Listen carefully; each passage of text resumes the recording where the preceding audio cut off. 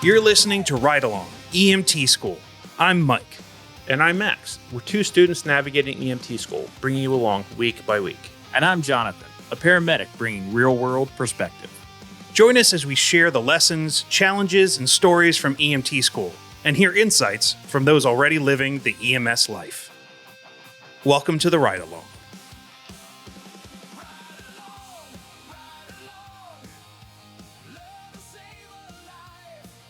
This is what AI is meant to be. Giving us entertainment. Delivering banger songs. Exactly. Well, yes, welcome everybody. You know you're back at the Ride Along EMT School podcast. You are indeed. When you hear Daughtry singing about saving lives on the street. Even though it's not Daughtry. It's not, no. Quotation marks. Quotation marks Daughtry. Daughtry light. Yeah, like AI Daughtry. Yes. Is our official singer for the yes, indeed. for the Ride Along EMT School podcast. But welcome to episode 11, where first impressions matter. And we're talking about scene size up and primary assessment.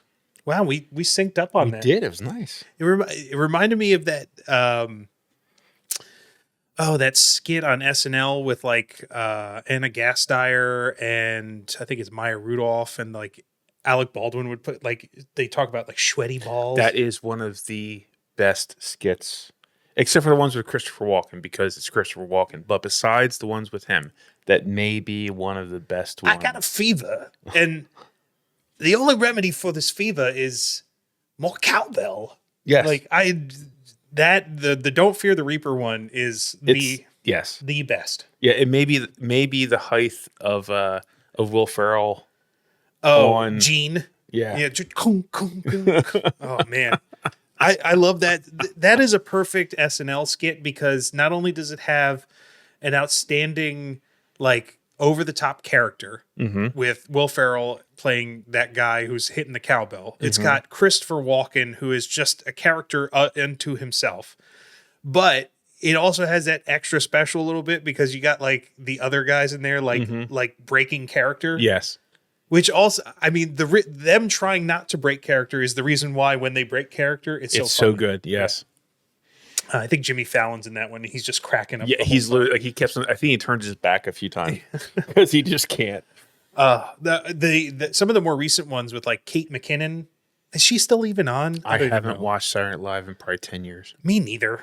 I think when Horatio Sands was he was big when I was last watching. Kate McKinnon, she's hilarious. Bill Hader. He was probably my awesome. absolute, like one of my absolute favorites in the recent years. But like when Jimmy Fallon left, I don't know, like I just kind of fell off. That was really that was your tipping point. Yeah, not tipping point.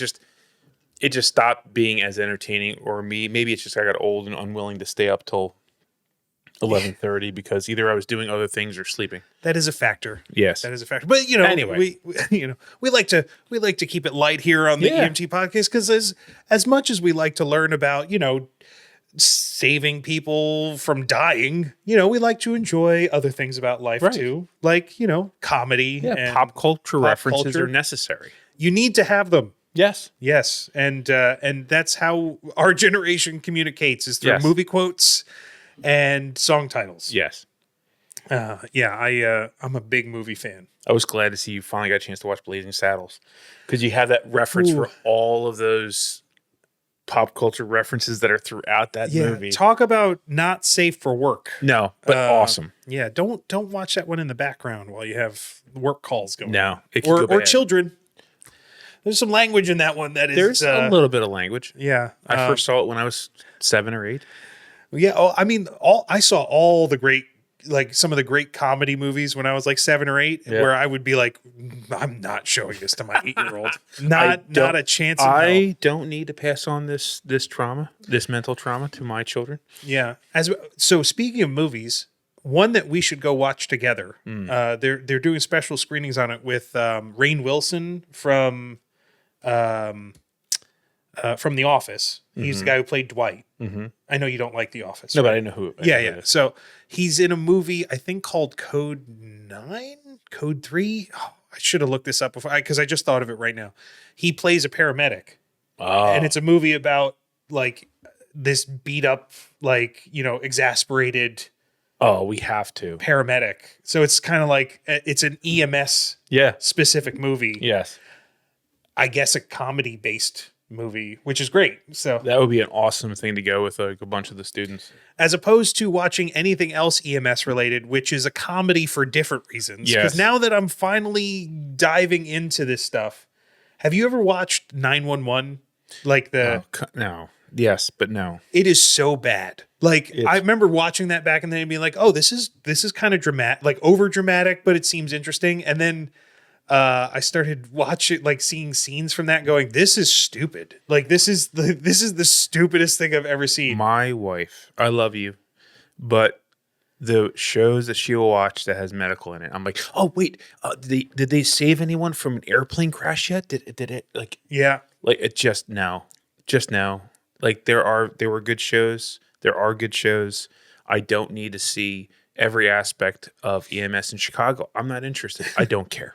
Yeah. I remember Third Watch. I liked Third Watch when I was growing up. Yeah, it was good. That was a pretty good. That was New York City based. What else? We've talked about The Pit on this show before. Oh my god, if so fantastic. Listen, anybody out there who has not seen The Pit, I'll try not to talk about it as much on this podcast, but this is my plea. Please go out and see it. It is, or watch it on HBO Max. Do whatever you need to do, because I think there's actual real learning to be involved with watching it. Like there's a mass casualty incident. I think the crescendo of it. Yeah, like the second to last episode. If you watch anything, just watch that episode and just see how that runs, and it's staggeringly good. And then it gets all these accolades from like real medical professionals saying how staggeringly good it is. So that's a good one. If for nothing else, just the structure of it and the way it's the time it takes up. I've never seen anything filmed like that before. Yeah, each episode is It's like awesome. 24. Yeah. Like the show with Jack Bauer, right? Where each episode's in real time. So, it's a 12-hour day, 12 episodes in the series. It's really good. But yeah, So there you go. I love now I'm starting to I want to start rewatching like movies that have emergency medicine in them just It'll to see ruin them for just you. to see how much it's ruined. It's like Like watching. that's not a pulse that, or like, I think the biggest one is like everyone in EMS gets really upset when they see someone in like asystole with like the Shock 'em again. shock 'em, and it's like you can't do that. Like it doesn't do anything. Like you can only shock two actual or rhythms. the classic. I've done everything else. Now I'm going to punch you in the chest, and it's going to miraculously bring you back. yeah, just that one time. Yeah, that one time. Anyway, Yeah, so fun that's what they stuff. come here for: is pop culture references, TV shows, and movies to watch. Yeah, I bet you everyone just comes along and Right. goes, I'm just going to listen for the first few minutes of the podcast, just see what Mike and Max are Yeah. What are they rambling on about? bullshitting about, and then they probably stick around for Jonathan, who actually has some real world experience, although he is Once again, missing again this evening from this episode. it happens. We have things that go on, whether we're dying from a cough or whether we're. Well, I'm the only one that I guess can say officially at this point has been at every episode of the podcast. I think that's going to continue to be a trend, sir. My hope is that I can empower you guys to go on without me. He if is need be. our producer. Yeah, I do produce. You do? I do a lot of stuff.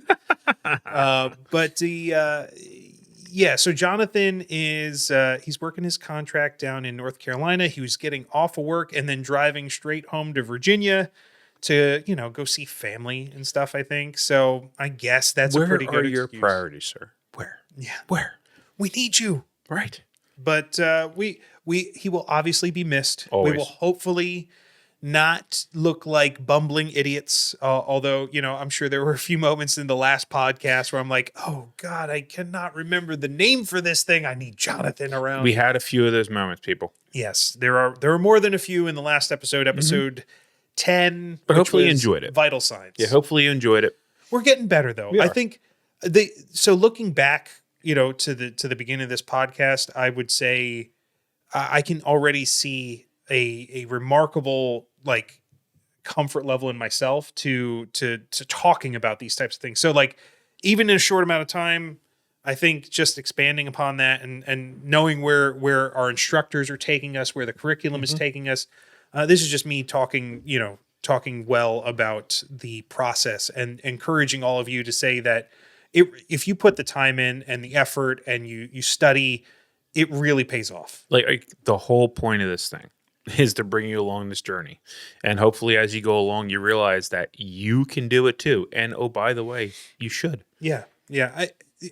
Honestly, like there are far too few of us out there. Like hearing the stories of EMS services that are just struggling to find EMTs and paramedics and even EMRs to kind of man the stations and to provide BLS or ALS services to certain areas is Terrifying? It's terrifying, but also sad because I really do find this to be something that is important. I think something that like everyone should like. It should be a high school class, honestly. Like I think everyone should get these skills and then be able to kind of roll out into even as a part-time professional gig out of high school. I mean, what a wonderful elective I think to have in school. They might even do that for some health programs. I hope but so. I think that would be great. I know they did it in community college. I had the option to do EMT as like a health class, and I didn't, and I regret it because I wish I would have done this 20 years ago and then I would have had 20 years of experience by this point. But And volunteer. Make sure your kids see you volunteer. Make sure your kids see you doing the homework and putting the time in, because the reality is they're sponges. They pay attention to everything you do, and you doing it instills that in them that is what I should be doing. yeah, the volunteering thing is huge. Yeah. Like being an active member of your community, helping out at the local EMS station, firehouse, whatever, I think is it speaks volumes for character. And I don't think there's a really better way to show our kids that we care about where we live than to kind of care about the people around us. So, And besides all the skills and everything, if we can instill that idea into you as you're watching this and you take it and run with it. Yeah, hopefully we're getting there. Yep. And hopefully everyone is kind of seeing that. And I think sharing some stories of our experiences. Max, you just signed up for your service, right? I am now officially been welcomed into Chalfont, into their ambulance company. So on the 4th, I will be going in for my official onboarding tour thing. Awesome. And then hopefully shortly after that, I'll start doing what you've already started doing, which is going out on some calls and on the ride along. Getting on the ride along. Yeah. So yeah. Yeah. So I've done 2 shifts. My first shift was uneventful. There was kind of like it was like a recalled call. Like we got to the front door, we had to come back, and it wasn't really a call. On the second day that I was volunteering, I did a 4-hour shift 6 hours. And we had 1 call. It was for a transfer from a assisted living facility to a hospital in the area. The patient was 86 years old, male, who had dementia. And this is the crazy part. The facility called 911 and said, "Well, we just can't keep him here because we don't have the facilities to transfer him for things like the bathroom or to help him feed himself or to move around. So somebody else has to take him." Oh, that's. I'm guessing we'll see a lot of that. Yeah, I think that's part of the job is understanding that. But I think the thing to focus on, the thing that I focused on was that patient. That gentleman who, was honestly pleasant and very, responded well to us and was, while I can't tell if he was appreciative, I think, those are the moments where it really counts the most is like, how are you treating this patient that isn't necessarily giving you anything, like, treating him with respect. And like, I learned a lot from that, from that trip, and I got to help him move from a wheelchair to a gurney, and then the handoff at the hospital. So like it was super cool, and like just getting to kind of experience that process and seeing it firsthand. First of many, right? So Yeah, like we're learning stuff inside and outside of class. Yep. And that's the fun stuff. So definitely check it out. And hopefully, we can inspire a few people to maybe go give a call to your local ambulance service or your local firehouse and, just see what's up, see how you can go help out, go for a ride along. Maybe that's the theme of the whole podcast. Almost like take a ride it's along. titled that way. Exactly. All right. So What are we talking about this week, Max? So we're talking about scene size up, the big picture. Like what are you seeing? What do you see around you? What's going on with your patients? What's going on with the area around the patient? And then your primary assessment is basically figuring out what's going on with them. Yes. And you have a medical term of the week that correlates with this? Yes. So this week's medical term of the week is called AVPU. Who was my favorite character on The Simpsons. Yeah. He managed the quickie. No, I'm sorry. It's like who even knows who The Simpsons are nowadays? Oh, Are they it's still still on the air? yes. Yeah. Yes. They're the Okay, longest. good. They're officially the longest running syndicated show of all time. It's so. I mean, that was a staple. Growing I up. remember the first one. I watched it on the Tracy Ullman show. Yes, Because I'm old. Yeah, and it was animated differently. Anyway. Sorry. AVPU is an acronym. Yes. One of the many acronyms. They love 'em. The alphabet soup of EMS. They love them. It's a quick assessment tool. Right. And it's really used to determine a patient's level of responsiveness in that kind of initial assessment. So if the initial assessment, and we'll get into this later in the episode, is to get that quick, rapid look at what is the broad strokes of what's happening to this patient right now. One of the things that you should be assessing is their responsiveness. Right. So it helps establish a picture of their alertness and what is stimulating them. It is a simplified offshoot of something called the Glasgow Coma Scale, which is used in EMS and the medical world, abbreviated as GCS. This scale was created in the 1970s in Scotland, in Glasgow, or Glasgow. Hence the name. Hence the name.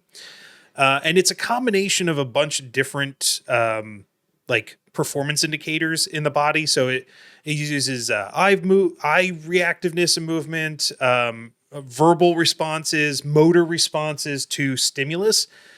But it's not a rapid thing. It's not something that can be kind of done instantaneously. It's kind of like a calculated score. So you score different things and then you put those numbers together and that gives a comprehensive score of a patient's kind of like alertness, mental faculties. AVPU is something that was developed to be able to be used in the field instantaneously to get kind of a broad, rough idea of responsiveness, right? So what does it stand for? Obviously, the letters stand for something. A is alert, and it's a we'll call it a descending scale, right? So the most responsive a patient's going to be is A, which is alert. That means when you arrive on scene, when you walk in the room, when that patient has the ability to see you.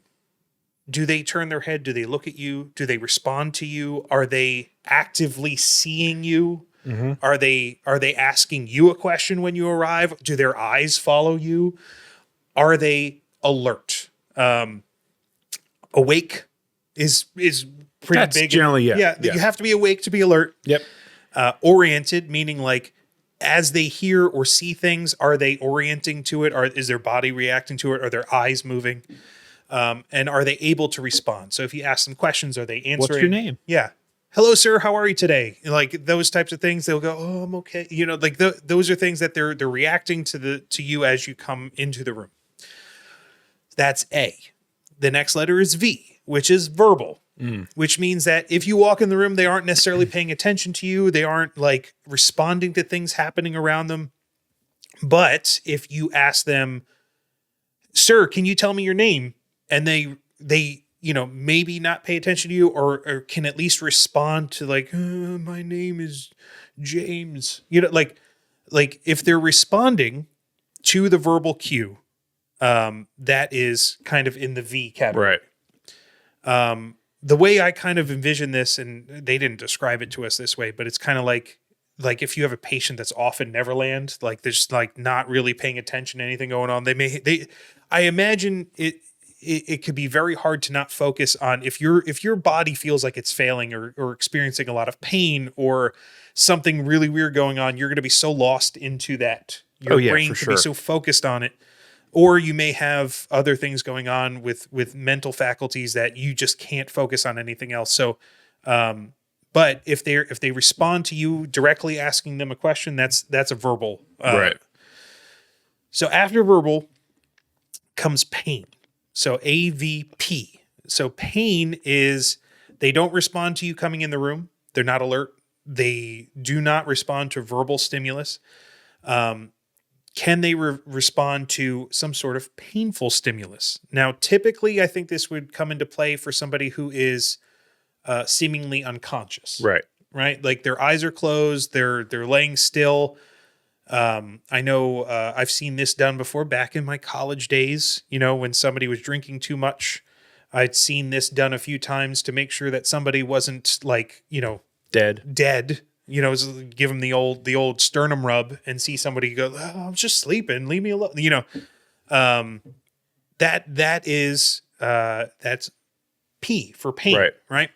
So, I guess that can also come into play for somebody who is awake.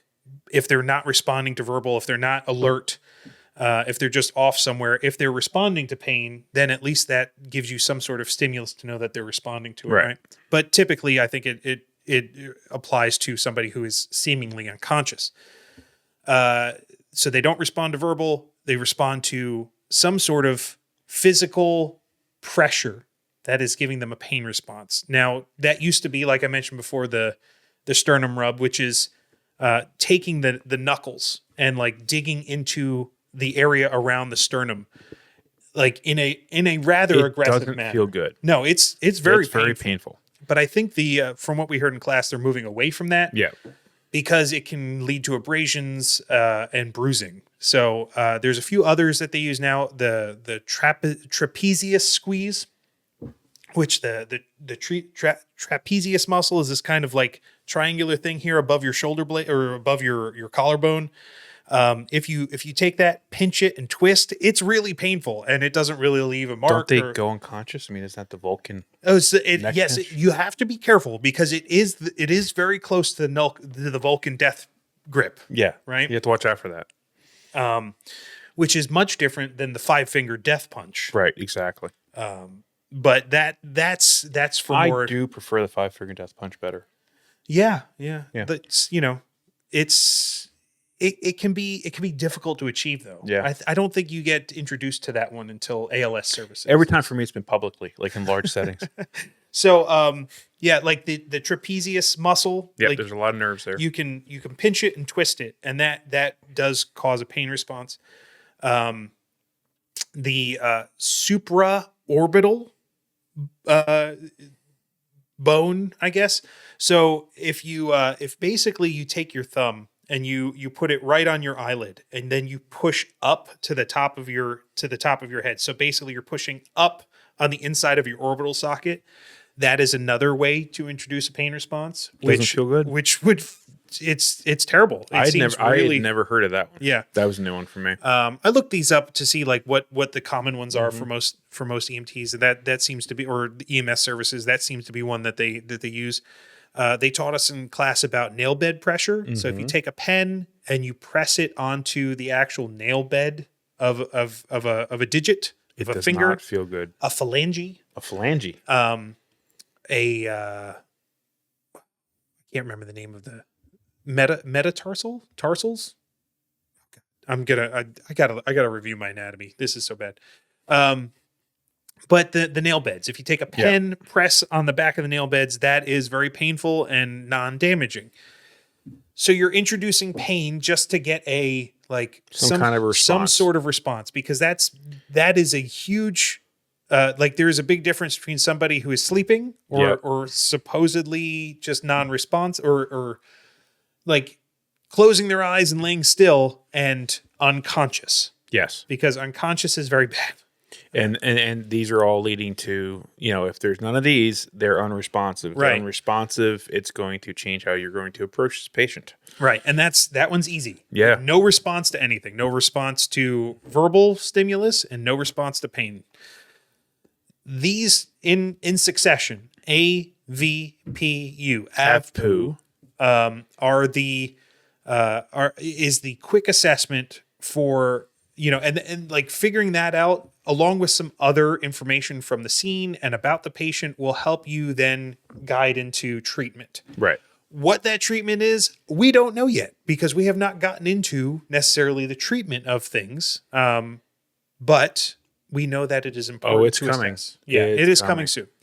So AVPU is our medical term of the week. And all that leads into scene size up. Yeah. So scene size up is, I think the way that they put it is the from the door impression. Mm-hmm. Like if you were walking into a room, boom, taking that snapshot of the world that you're walking into and going, what's going on here? Yep. Being that detective that is looking at your surroundings and taking in the information to figure out what the story is of this patient and how they got to that point. But I think it is important to note that while if you are using the term detective, Mm-hmm. there is almost like a methodical nature assumed with being a detective, Which you don't necessarily have time which you for. don't have time for. Yeah. So you do have to be a problem solver. You have to be a detective in the sense that you have to be able to figure things out Mm-hmm. about context clues and putting pieces together. All of this, everything that we're going to talk about in this episode really is things that should be happening almost in real, in faster than real time. Like we're going to talk about them in 45 minutes to an hour, and they should be happening in 4 to 5 seconds. And this also includes like if it's an accident, you're in your ambulance, you're rolling up to the scene, like you're starting your size up right there. Yeah. Like you might even be going and rehearsing things that you should be looking for before you even get out of the ambulance. Like, Yep. hey, if we know we're heading to a motor vehicle accident, there are things that we know that we need to do to ensure safety. Yep. That we want to bring into play before we even get there. So Yep. like high vis vests Yep. and road flares. We might be even looking at those things and making sure we have them where they're staged as we're getting to a scene instead of figuring it out when we get there. Because the last thing you want to do is you're wasting time. If you can, one of the instructors pointed out, like you should have your gloves, your PPE on before you exit the ambulance. Your PPE is personal protective equipment, Which by we'll the way. go into in the tools of Yeah, the trade. The tools of the trade this week is PPE. Yeah. So, the first thing that you're kind of assessing with the scene size up is the safety, which has a few different factors to it, like different things to look out for. I think the number one thing that we're probably going to be most familiar with is the idea that, and this is where EMS is tough. I'm going to be 100% honest. Like, I think this is something that I will probably struggle with because my character, I know who I am, and I tend to rush into a situation where I think somebody needs help, and I often have a lower sense of self-preservation than I should. Yep. Which is bad. Very bad, especially Very in a bad. professional environment. Yep. Because at the end of the day, who's the most important person on the scene? I am. I am. Who's the That's second most important person on the scene? you are. Your partner. Your partner. The really it's you have to take an approach where you're not getting amped up, you're not getting too pulled in too much. Like I think they described it to us as like the tunnel vision, Tunnel vision, yeah. that you put yourself at risk, because as much as you want to help save somebody, you can't save everybody. Well, and here's the other thing too, is just the cold hard facts.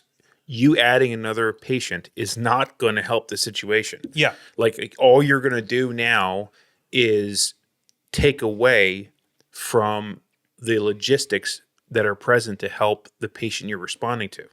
Yeah. I think there was an anecdote that they shared in the class that I think was very poignant for this point, and I think it wraps it up into kind of a neat little bow. There was an incident where there was like a hazmat spill. I don't know what the hazmat item was. Essentially it spilled out over the road, and there was a bunch of people not getting close to it because there was hazmat, and then a police officer or state trooper in some state. I wish I knew details. I apologize, everybody, but this is what it was relayed to us and what I can recall from them telling us. As the police officer rolled up on scene, he got out of his car, started walking towards the tractor trailer that had spilled over and that was spilling hazardous material. And before he could even get to the vehicle to help the driver that was stuck in there, probably dead already. Yeah. That the substance was so deadly and toxic that before he even got to the vehicle, he collapsed and died halfway to it. Yeah, and they said something. There's really rough footage of it. And yeah, I think this is an incident that you could probably look up on your own. I just don't know it off the top of my head. But the idea is sound that the police officer, while very altruistic and with as probably heroism in his heart, tried to go help somebody. As good of a moral compass as you can ask. Yeah, he's like, I'm gonna go help this guy, and he died instantaneously because it was an unsavable situation. So you can't just blindly walk into situations without considering the fact that you may not be able to help in that moment, and you trying to help may make the situation worse. Yep. You have to take on that responsibility. So scene safety is big. Yep, 100%. Different things, motor vehicle, like stuff on roadways is big. Making sure that you're not putting yourself at risk. Other vehicles moving along the highway that are on their phone that aren't paying attention. Like, this is a reality. We see it every single day. Yep. There's more videos than I can count showing just lines of traffic just crashing into the accidents ahead because they're not paying attention or because they can't stop in time. The idea of being on the side of a road, if you're not watching out for those vehicles that could potentially do you harm or your patients harm, you have to be aware of these things. It's almost like, self-evident in the sense that if the scene was unsafe enough that there was a patient that got hurt from it, you should be very weary of that situation to make sure you're extra careful that you are not caught in that same danger, right? And that could be a bunch of different things. But generally, assessing the environment to make sure that it is safe for you to be there. And if it's not, backing away and figuring out how that can be approached safely. But then there's another aspect to it. Not just scene safety. Like, is the scene itself, are there physical hazards in place? But then there's the people hazards. Which people are dangerous. Yeah. People can be the most amazing thing in the world, and they can be the worst. Mm-hmm. So we did talk. We had a good discussion in the class about potential violent encounters, things that really you should keep your head on a swivel for. I mean, I think anyone that's watched the news sees that people that are responding to emergency, whether it's police, EMS, fire department, they are becoming targets of the mob, the crowd around it. It's happening. So you don't want to put yourself in a position where you're surrounded by a group of people that are agitated or angry for whatever the reason is. You can really easily wind up becoming under them. Well, yeah, that is true. But I mean, there are some, like, it's part of the job is we're going to be sent to places that are potentially emotionally charged. Yep. Right. We'll put it that way. So like a domestic disturbance, which may not present over the dispatch as a domestic disturbance, that turns into one or was one and was maybe called in as an accident, and you get there and you're now all of a sudden in a situation where it devolves further into more violence or, something bad happened to maybe a child. Like, and then like maybe an adult was involved, and then the other adult comes home. That's the parent. And then all of a sudden there's two adults that are not arguing, fighting could lead to more violence. basically getting in the crossfire. Not necessarily you being targeted, but Right. you just finding yourself in a situation that is bad. One of the things that I think really stuck out was the idea of the uncomfortable silence. Like, as a person, there are situations that are they're going to feel wrong. And if all these things, if you have this call that you're arriving on and there's silence, like you don't hear fighting, if you don't hear if it's a call for a child and you don't hear a baby screaming, like if you hear that uncomfortable, unwarranted silence, you have to be observant of it and be paying attention to it. Yeah. Or if things get suddenly quiet, Yeah. like that is also a red flag. So like being aware of these things that can go down, that like again, it's the same thing as kind of the scene safety. People safety is like keeping your head on a swivel. Like you can't get sucked in. Like your job is to make sure that that patient is well cared for, but you have to keep your head on a swivel. You can't get so sucked in that you're not aware of what's going on around you. And use the resources available to you. If it seems dodgy, get the police involved. If they're not already involved, you know, like that's what they're there for. They're there to make sure the scene is safe so that you can do your job. Yep. So definitely a key thing to consider when you're on a scene, right? You're arriving somewhere or you're performing patient care. Yep.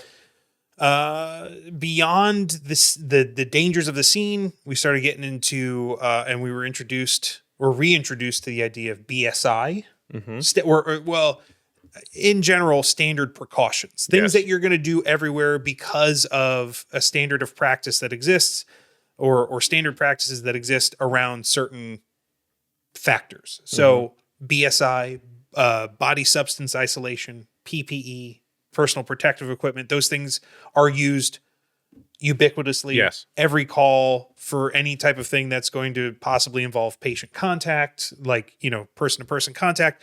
Why? Because there's been there's a history of people getting communicable diseases from these types of interactions. So it's a standard procedure. Whatever they Put have your in PPE them. on. Yeah. Whatever they have in them, you don't necessarily want that in you. And then different situations are going to call for different types of PPE, right? I think suctions. Yeah, that was a pro tip. Yeah. So like if you're using suction, typically, it seems like one of the pro tips is to use eye protection, like because you might be aerosolizing some of the bodily fluids. So it sounds like most people, when they start introducing suction, if they have the ability, they're putting on eye protection, maybe a face mask or whatever it is that's appropriate for the activity that's happening. What else? So with the suction thing, one of the pro tips we had was the idea of flushing it in between uses. So if need be, have someone fill a glass of water, have it there so that you can clear it. And then you have the nature of the call. Right. So I think this is the thing that, like, once you get past the scene safety, it's getting the general sense of what this, like, why you're there. Yeah, the mechanics of the injury or the nature of the illness. Yeah. So the mechanism of injury is a standard term for figuring out what, like, if it's trauma, what happened to this patient to cause whatever injury they're sustaining, right? So and it could be as broad as like motor vehicle accident. Yep. Now that's pretty broad. It is. A mechanism of injury would probably be better suited for, like, well, they were in the car, it crashed, and they got T-boned. So the mechanism of injury would be a lateral impact to the vehicle that they were in, which then would allow whoever's assessing the patient to better assess them based off of what they expect from that mechanism of injury. Right. A mechanism of injury could be a fall from a ladder. If you see someone on the ground and there's a ladder next to them, they probably fell off the ladder. Right. So you can extrapolate from that scene. Okay, the mechanism of injury was probably a fall from the ladder. Mm-hmm. And he mentioned in a vehicle accident, did they go under the steering wheel? Because that's going to be a different injury than if they went over the steering wheel. Mm-hmm.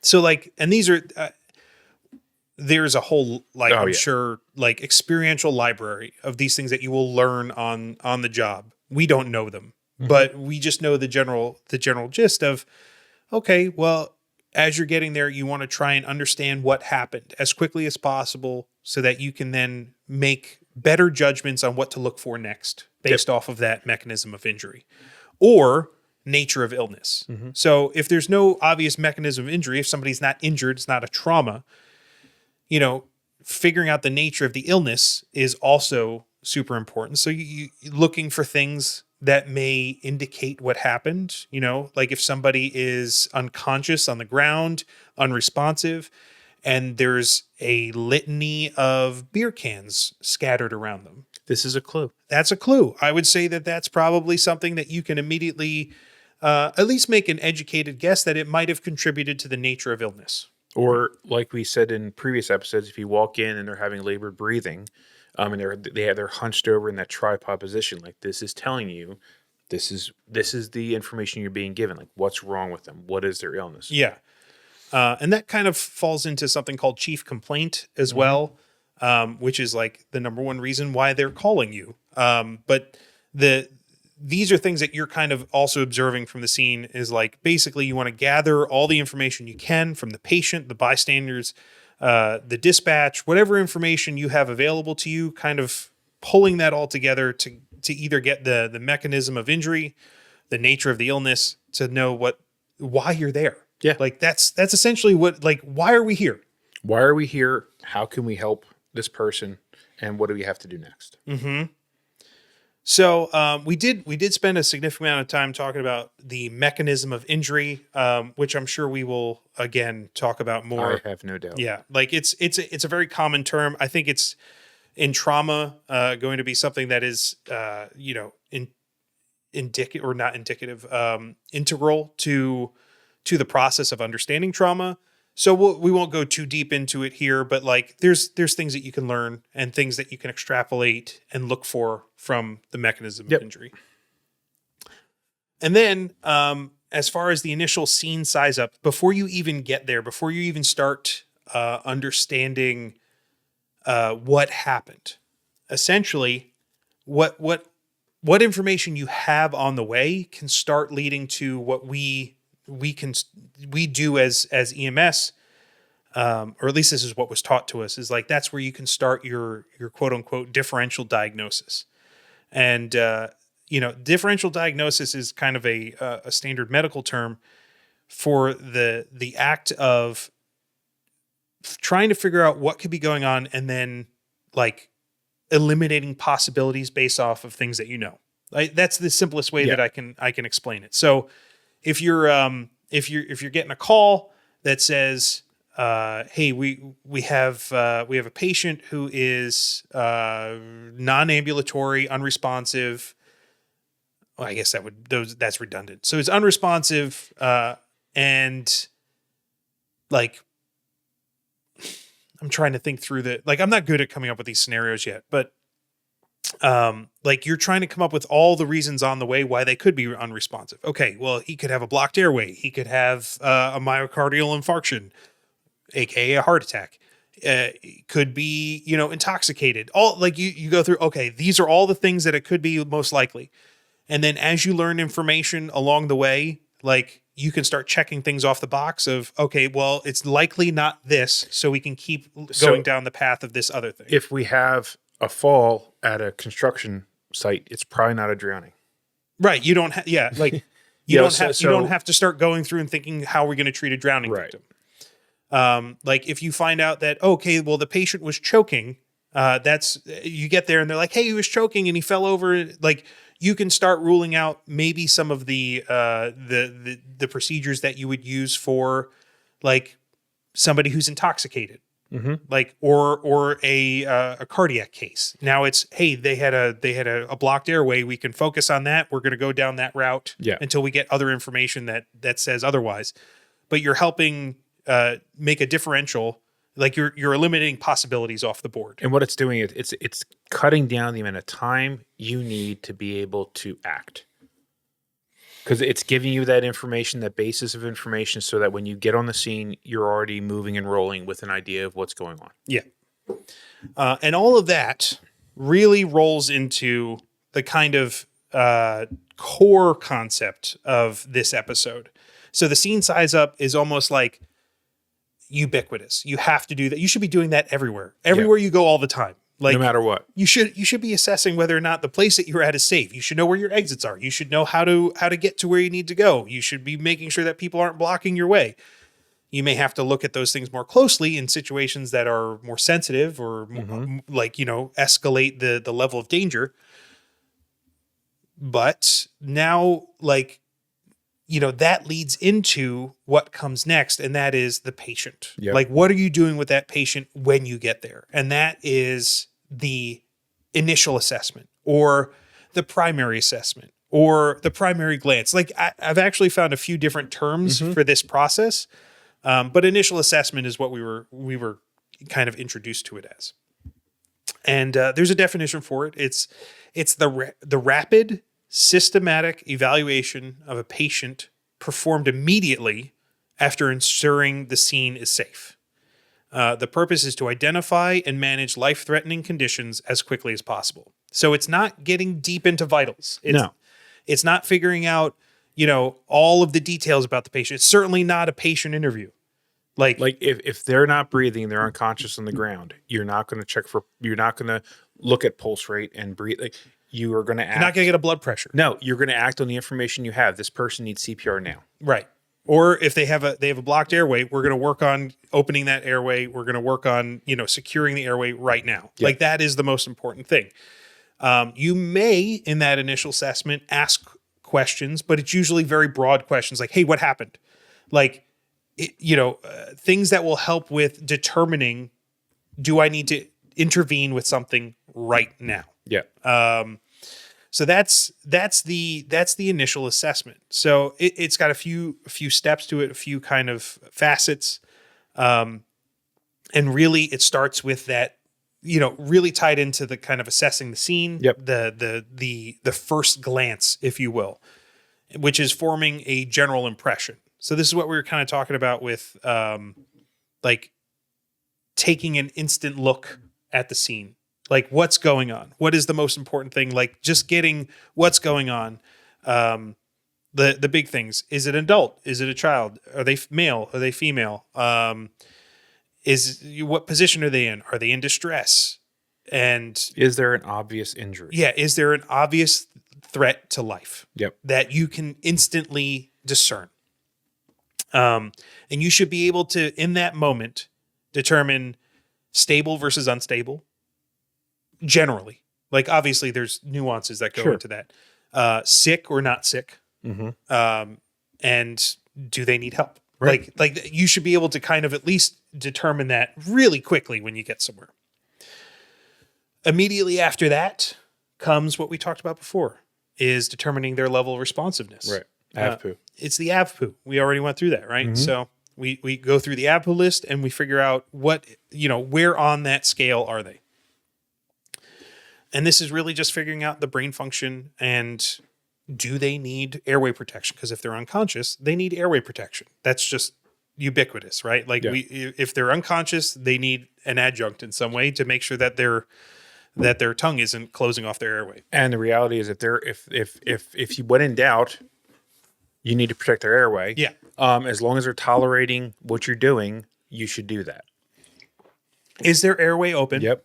Will it stay open? Yep. Those are the two questions. Basically, like I repeat them in my head now, like, because I think they're going to be so important along the journey. Is their airway open, and how likely is it to stay open?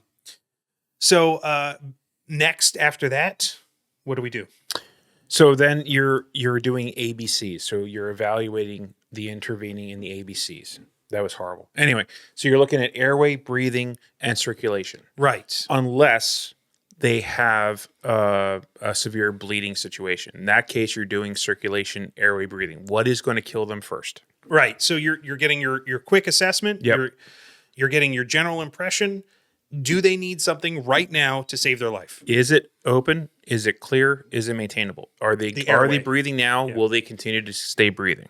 Right. They're breathing. Assess the rate of speed, the depth of speed. Is it a shallow breath? Is it a fast breath? Does it look like it is a healthy? My brain's not working. Is it like, are they breathing? Like, what is the quality of the breath Right. that they're taking? Right. So airway, breathing, circulation, those are the things that we focus on if there is something threatening them. Yes. And then we focus on circulation if that seems to be the one that is most prevalent, because that will kill them quicker than everything else, right? Like if there's, we talked earlier about skin, right? We talked in a previous episode about skin. Like, what does their color look like? Does it look healthy? Does it look that bluish gray? These are things you have to immediately intervene with. Mm-hmm. So these are all immediate interventions, things that we have to do right away. We also need to identify the chief complaint.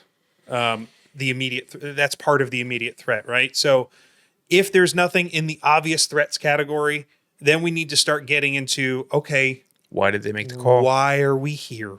Like, oh, you have chest pain. Okay, well, we're going to need to call ALS right now. Yep. and then hopefully we'll be able to help you in the meantime, so that they can get here and do the ALS thing. And part of the assessment too is if they have family members that are present, like maybe the patient didn't make the phone call. Right. Like, Why did they make the phone call? why did you call us? Like, are they okay? Are they in pain? Why are they unconscious? So like, or I think probably the best question to ask, that we'll probably ask the most, is where is the patient? Because there's probably going to be somebody waiting somewhere that isn't where the patient is, going, hey, I'm the one who called. Okay, cool. Where are we going? Like, Let's say you walk into a bedroom and they're propped up on pillows in their bed and they're labored breathing, or they have that cyanotic, that blue-gray look to them. Like, being able to find the patient is kind of important to treating them. Yes. Yeah. So we need to figure out why we're there. Mm-hmm. So once we do that, we figure out the immediate threats to life, figure out why we're there. Maybe at that point you can start checking things off the list. Like, you're basically putting into categories, right? Priority or non-priority. Yeah. Like, is this patient stable or unstable? Like, and this is before necessarily doing anything. Like, do they need immediate interventions based off of what you're seeing? Or, do you think that they will be able to be transported?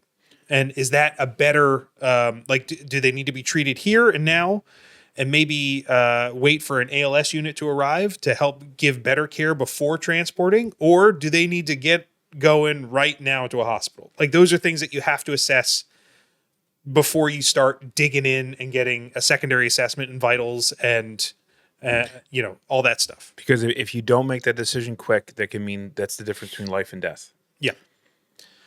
So that's, figuring out the priority. So we get into the scene, we look, we get the broad view, we assess, we address life-threatening conditions with the ABC. We get into prioritization. Yep. Like, you have to do that in way faster than I just described it, even this kind of summation, right? Like, that has to happen with your eyes, with your ears, with your nose, like all of the senses that you have, all of your cognitive abilities. You have to be focusing on that when you get to a scene to put that picture together. Yeah. That's the initial assessment. And then once you get the initial assessment and you figure out all that stuff, then you can start breaking down to, okay, now let's get into either treatment based off of that initial assessment, or what we'll talk about next week.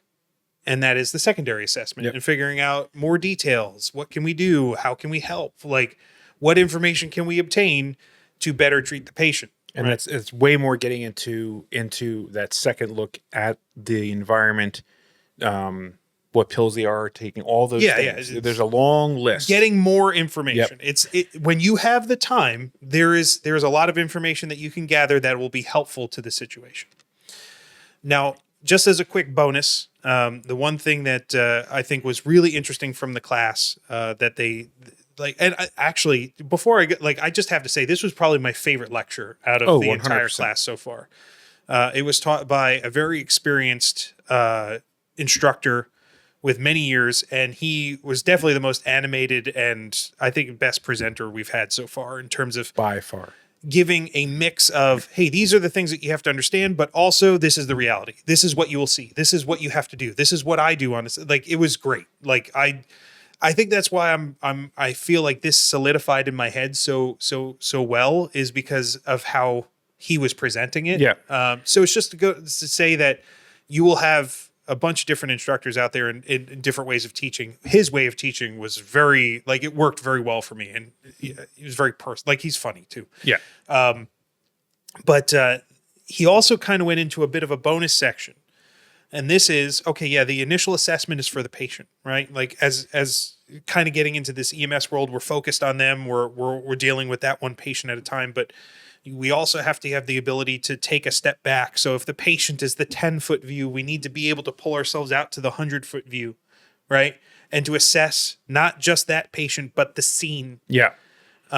Because things like trauma, things like injuries, they may have multiple patients involved, and we may be the first ones responding. And a part of that initial, like that immediate quick snapshot is deciding, like, how many people, how many resources do you need on the scene? Well, right now? The biggest question is, how many patients? how many patients are there? Yeah. Like, you need to be able to get that information right away, because that will tell you, like, hey, if you show up on scene and there are 5 patients that need help, you immediately, like, you don't need to go any further. You need to call for help. Yes. You need more people. Like, I need 5 ambulances here right now. You need to start calling for the resources. Yep. And then start assessing, like, how, like, what can I call to me? Right. Yeah. Like, do you need ALS? Yeah. Like what do you need bodies? Do you need firefighters? Like, what do you need? Yeah. Do you need police because the scene isn't safe? That all comes into the same realm. And you have this amazing device on your shoulder that has a button on it. He's passionate about this. I like radios, but does. like, you know, they have this device that you could just call, like, a central dispatching unit, and they will send other people to you. That's actually something I was surprised by, is that the EMT on scene is the one that's making that decision. I was happy to hear it, but I was a little surprised. Well, I mean, I think, and if there's any experienced emergency services listeners out there, I'm sure they can probably, like, this is where I would usually turn to Jonathan and go, hey, how does this actually work? Because I would bet that there would be a level of scrutiny put on the call, like, on the decision of whoever's on scene. It's like, okay, an EMT, a paramedic, whoever, they show up on scene like, hey, I need this. I bet you there is somebody at a central station going, Really? do they really need that? If it's an obvious yes, like, hey, I've got 5 patients here, all with gunshot wounds, and I need 5 ambulances, I need police, I need fire trucks on state. Like, I bet you they're going to go, that sounds serious. Send everybody right now. Yeah. And then if it's like, hey, I have a patient on scene, it's got, like, it's in respiratory distress. I need 4 ambulances and a box of, pizzas. I don't know. Like, there might be somebody at the central command that's going, let's ask them a few more questions. Yeah, we need more information. And they may come back and go, hey, can you clarify? I would bet that happens. Although I do get the sense that, like, there is a lot of onus put onto the experienced professionals that go on scene. They know what they need, and there's a lot of trust given to people in this industry. And then, like, if there is an after action change needed, they'll address that later. I mean, if you motor vehicle accident, there's probably more than one person involved in that. Very well could be. Yeah, they probably dispatch multiple resources at I the would get-go. assume. These are all the things that I'm super excited to learn. Like, it's not even just the patient care. It's like, how does the whole world of EMS work? Yeah. It's very interesting to see how it's all coordinated. But that all leads into, like, what resources can I get here? What do I need? How can I communicate that? And then it kind of starts getting into the idea of triage, which we haven't really Not yet. gotten into yet. And No. I'm sure, like, another thing I'm sure we'll learn more about, but, like, who needs the most attention? I've seen this myself on, like, so I've been the first a couple of years ago, I was the first person on scene for a multi-car accident here in town. And there were a few other people that stopped. There was no EMS on scene yet. So I grab my med bag, I run out, and I as much as I know how to do in terms of like, hey, I can at least look at, severe bleeding, take care of stuff that is like needs help right now, like right now. But I had enough kind of practice at that point to know that I can keep a head on my shoulders and to keep my head on a swivel and to take that kind of 100-foot view, and found out immediately on scene, like, okay, there's 6 people that were in cars. There's a car over there with a door open with a baby seat in it that's empty. And that's the driver for that car. And there's another driver over there. And there's 3 wailing teenage girls here sitting on the median that are getting all of the attention. And, that's the moment where you have to go, okay, do they need me? They see like they're garnering the most amount of tension, but they don't need me. Yeah. Like they're not severely injured. And I need to figure out if these other people are first. So like, the first thing I did at that point was I went over to the minivan driver and said, "Was there a kid in this seat?" Because I wanted to make sure there wasn't somebody I didn't know, or like the kid disappeared, somebody ran out, or whatever. Once I found out that they were okay, I went over to the other guy that was sitting on a guardrail, and he needed the most help. He was like mentally altered. He had a head laceration, and nobody was paying attention to him because he was sitting quietly on the side of the road, kind of starting to doze off. And I'm like, he needs an advocate right now because nobody else is paying to him. And even when the EMS rolled up on scene, unfortunately, they came right to the middle of the scene, and that's where those 3 girls were, and that's what took their attention. Well, I have to say, like, I think it's going to be a very hard thing is that when there's kids that are hurt or presenting as they're hurt, trying to not get sucked into that patient. Yeah. I learned there's a natural inclination to protect, save, help that child. And the reality is if the kid's screaming his head off, he's more than likely fine. Well, yeah, but I learned something very important that day, and that is even professionals may get distracted by the loudest thing in the room. Yeah. Right. And that's one of the things that kind of put me on this path of like, because I was there that day. I was like, okay, nothing serious happened. I didn't have to do anything beyond like, hey, here's a bandage for your head. And then be an advocate to I guess he might have been a paramedic that rolled up on scene or an EMT and say, hey, listen, man, I've got a guy over here on the guardrail. I need you to come with me because he's got a head laceration, he's bleeding pretty profusely, and he's not with it. He's altered. Mm-hmm. And that guy was, where is he? I'm like, he's over there in the darkness. Like, and so that guy that's sitting on the guardrail, that's in the dark, that's not making much noise. I mean, how easy could it be for him to just basically... He could have sat there anher 10 minutes. Or keel over off the guardrail. Yeah. No one noticed he's there until they start looking for the drivers. So, that to me was like, okay, that was triage, right? Yeah. Like, hey, I'm looking at the scene. I'm figuring out how many people that are there. Like, who needs help right now? And do I have to ignore other things? And unfortunately, I think that's either... hey, who's the person that I can help with the most? Mm-hmm. And unfortunately, I think it also means that someday we may be presented with an idea of like, well, I have 2 people that I can help, and one of them is more severe, but I can't help them. Yeah.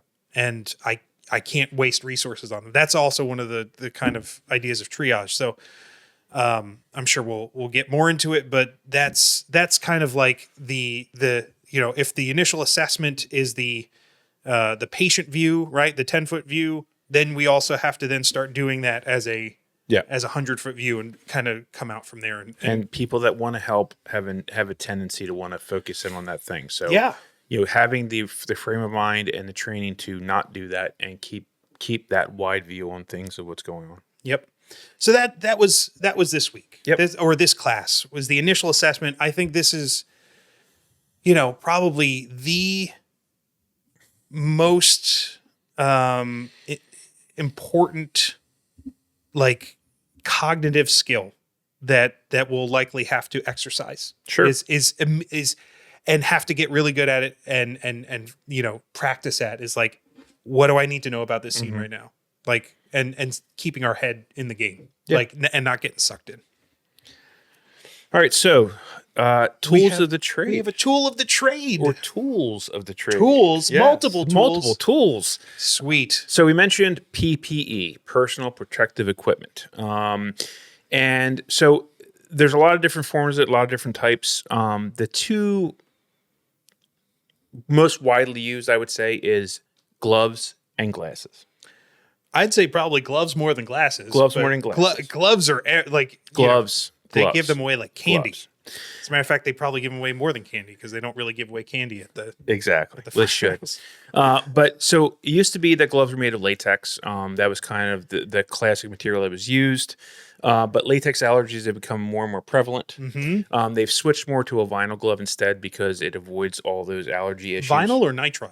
Nitrile. I'm sorry, you're right. Nitrile. Yeah, the vinyl was big for a while, but you're 100% correct. Nitrile gloves are kind of the most prevalent right now. And those nitrile gloves also come in different thicknesses, different colors. One thing, my personal experience using nitrile gloves is there are different thicknesses. 6 to 8 millimeters seems to be standard for EMS. Okay. The 8 millimeter are definitely noticeably thicker on your hand, but if you're using them around any kind of sharp objects, anything like that, they do a very good job of not giving you tears. I've used them repeatedly, especially working on vehicles and things like that, and they're very, very robust. But they may not give you that tactile feeling that you need for certain things like pulses and things like that. Sure. Yeah, and you know, I think it's certainly a tool, like for those types of like dangerous situations, like things where there might be glass or like Exactly. you know, sharp implements or different things. Like, you know, the type of glove that you're using might have a play on that in terms of Also, durability. There's colors. It's very common to see these black gloves in these first aid kits that you see that are sold. You know who I don't see wearing black gloves ever? EMTs. Yeah, anyone in Ever. EMS doesn't seem to use black gloves. And pretty much it seems like they're always either a shade of blue or purple. Yeah. It's almost like the reason why they're that color is so that they can see things like blood on the gloves. Yeah. You know who uses black gloves? Mechanics And tattoo artists. and tattoo artists because they look cool. Exactly. And they hide oil. But black gloves, I mean, I'm sure they work to keep your hand protected, but they're not going to help you see what's going on. Yeah. So when you're doing something called like a blood sweep, where you basically run your hand along a person's body during examination to see if they have any penetrating injuries they're bleeding from, if you don't have a glove that's going to show that blood, it's not going to help you. Yeah. You have to be able to see it, right? Yep. Like black gloves do not show anything. Also with gloves, staging them.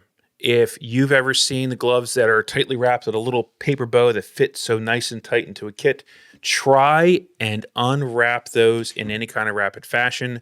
I challenge you. It is a nightmare, especially when you add heat to them. So having your gloves staged correctly is really, really important. I have a little tip to put in there for See? for staging gloves. I like to take mine and like, you know, I pull them out of the box and I like to have two gloves together because That kind of makes sense. I have two hands. So I'm going to try and describe this for our listeners. When I take two gloves out of the box, I will just line them up together. And I think somebody in EMS taught me this at one point where it's like, hey, if you're staging them, just, you know what? It was probably Jonathan. It was probably Jonathan from taking this class. And if he was here right now, he could tell us. He's going to be like, Mike, you're doing it wrong. But like I take the two gloves, I layer them on top of each other. I kind of roll them in from the side so that they create like a little bit of a straight like rectangle almost. And then I will roll from the tips. Now, why are you rolling from the fingertips to the wrist? Well, so I roll from the fingertips to the wrist so that I can take the opening of the wrist and bring it back over the whole thing. Kind of like I don't know if everyone rolls socks that way, but I do. And now you have a thing that doesn't unravel and you could toss it around and it doesn't come undone. And then you could throw it wherever you need to. And also by doing that, you're pushing the air out of the glove. Yeah, yeah. Whereas if you roll it from the cuff where the giant opening is and you roll it forward, you now have a toy for children. Yeah. So I can take multiples of those pairs and kind of cinch them or not, like, kind of pair them together, roll them up, and then put them in places so that when I pull out a pair of gloves, I don't have to know if I have 1 or 3 or whatever. Exactly. I'm not wasting gloves. And they're ready to go. And they're kind of pre-opened. They're not packed together in a bag, so they're a little bit easier to put on that way too. But that's my staging gloves is important. Besides your gloves, the other one would be eye protection, especially like we talked earlier. I think it was in this episode with suction. Yeah, we were just talking about that. So it's going to aerosol things that you don't want places, and your eyes are a membrane that can absorb these things. So protecting those. Also, if you're in motor vehicle accident, glass shards, you only have 2 of these. You don't get more. They're easily injured. They're fragile, so you want to protect them. Some face masks have a visor that's attached to them, so you can have a mask on, like an N95, and they have a plastic visor that covers your eyes, so it's like a 2-for-1. Also, there's other different types where there's a larger, but the main important thing is you want to protect your eyes, and also you also have gowns. Well, yeah. So I think this is differing levels of PPE, right? So like at its most basic level, you should always be using gloves. Gloves. Always put the gloves on. Put them on before you get out of the ambulance. Yes. Like that's one of the things they taught us in class. Yes. Put the gloves on before you get out of the ambulance. It seems pretty simple.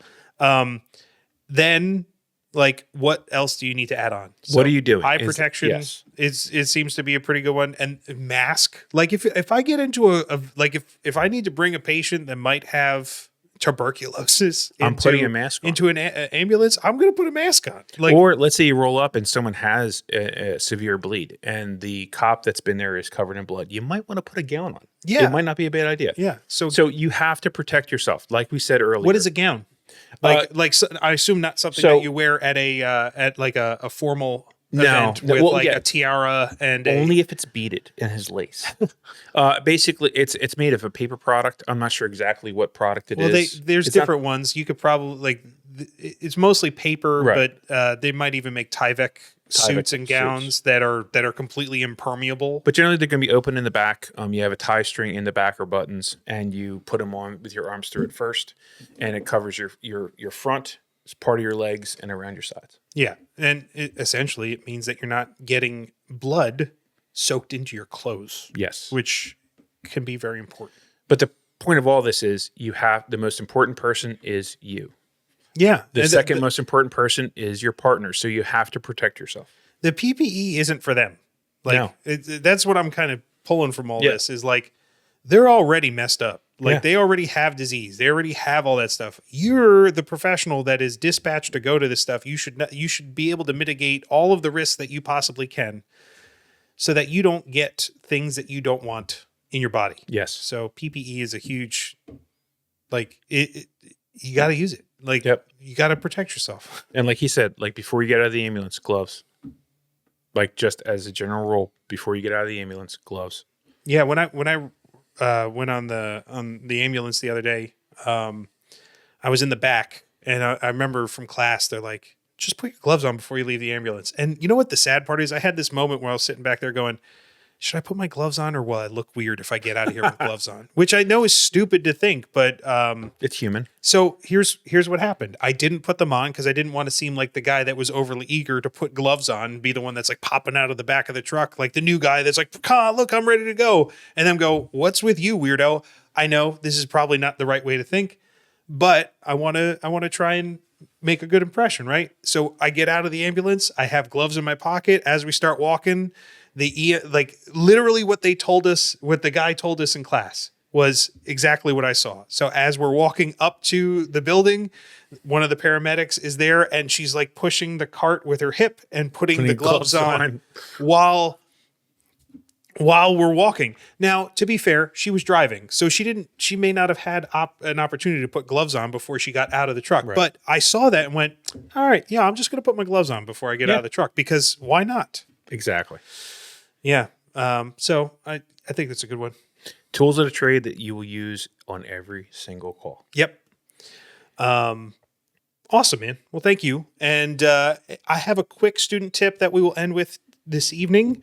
It is very simple. And if you listened last episode to the the kit that I had put together for vitals. This was one of the pieces in the kit. And that is always carry with you a pen and pad, something. I like to use a Write in the Rain. I forget what size this is called. I think it's on the cover here. It's like the 3.5 by something. Yeah, it's like 3.5 inches by 4.5 inches, something like that. It's, some people call this a field note size notebook. It is a Write in the Rain pad, meaning it can be written in any weather, and a Write in the Rain pen, which needs to be used with you can use any pen with it, but this is the one that will work in the rain in wet environments. And it fits in my pocket, and I keep it with me all the time, and I throw them everywhere. Now, the reason I keep this with me is because I have a terrible memory, and I will never remember the blood pressure I took 3 seconds ago. I won't remember the heart rate. I won't remember the respiratory rate. So vitals need to be written down, in my opinion, as a student, as somebody who's trying to learn all this stuff for the first time. I need to write it down. And I think from a fellow student, that's my tip for everybody, is that just carry a notebook with you, because trust me, you're not going to be able to pull out your phone and make like an Apple Note or like a text note or something along those lines. I see a lot of students doing that. Essentially, it's a really useful tool, especially when it comes to making initial assessments, vitals, and really taking any notes that you have. You're not going to remember. So everyone should have a pen and paper on them. I can't agree more. Yeah. So that's your tip. Make sure you have that on you, especially when you start going on your ride-alongs. If you're going through EMT training, getting your patient contacts, you can write down the vital information. But what I like to do as well is I have been making a log of my calls. So there's only 2 entries in here right now, but I have the information from my first call on September 19th at 11:47. I think it's cool. I think it 100% is something that you should have with you. You're not going to remember their name. You might remember their name. You're not going to remember the medications. You might remember the medications. If you have the pen, you have it written down. You're going to have it for the hospital that you're going to. Yeah, and you might be provided sheets and all that stuff, like like notes and charts and all that stuff. But if that stuff fails, you will have a backup. And then what if you happen to need to help somebody when you're not on the job? Like, I carry this notebook not for when I'm doing stuff on an ambulance. I carry this on me all the time in case I need to help somebody at other times. So that's what it's for. Yep. But yeah. And to sometimes take notes, like, here's a phone number I need to remember. It also comes in handy for that. 100%. But yeah, so that's your tip. Have a notebook and a pen. Really simple. So yeah, we've gone through initial assessment, scene size up, the very first things that you need to do when you get somewhere and there's a patient that needs help. So that's what we learned in this class. It was an important class.